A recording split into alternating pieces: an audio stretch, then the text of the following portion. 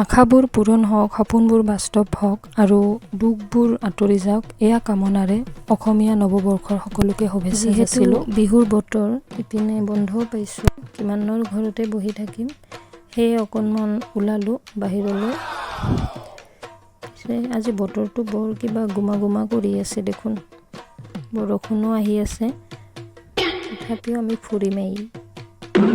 এয়া আকৌ ওলালোঁ মাৰ্কেটলৈ, কিবা অকণ আৰু শ্বপিং কৰিলোঁ, যিহেতু বন্ধ পাইছোঁ, আকৌতো ঘূৰি যাব লাগিব সেই হেক্টিক লাইফলৈ। বন্ধ টাইমখিনি অকণমান ইউটিলাইজ কৰিলোঁ আৰু।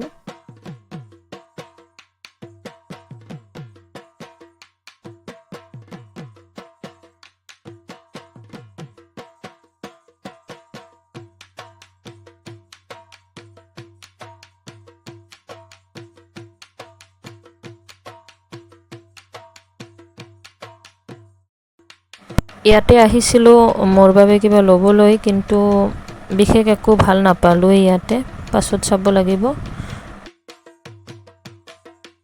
পিছত এয়া ভাইটি আৰু মই আকৌ ওলালোঁ মাহীৰ ঘৰলৈ বুলি।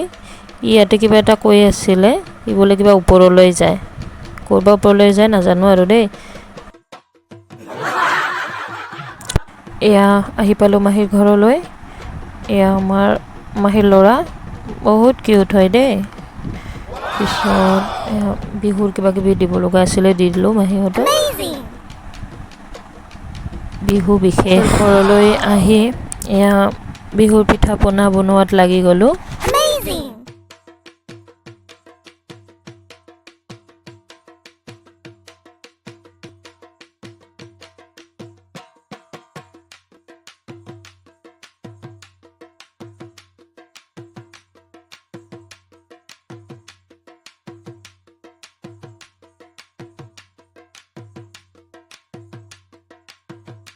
আজি যিহেতু দুপৰীয়া আমাৰ ভাত নাখায়, সেয়ে এয়া দুপৰীয়াৰ বিশেষ আয়োজন। আমাৰ মৰমৰ মা এয়া খাই বৈ উঠি আকৌ ৰাতিৰ আহাৰৰ আয়োজনত লাগি গ'লোঁ। আজিৰ বিশেষ আয়োজনটো হ'ল এই 13 বিধ শাক, 12 মাহৰ 13 বিধ শাক আৰু এই নিমতিতা, লগতে কঁঠালৰ চব্জি আৰু ঢেৰ ভাজি আছে। তাৰপিছত সন্ধিয়া এই ধোৱা ল'লোঁ, হাত কাটাৰ থোপ এটা ল'ব লাগে, এয়া ৰাতিৰ আহাৰ। আজিলৈ এৰিলোঁ আৰু এয়াই, বাই বাই।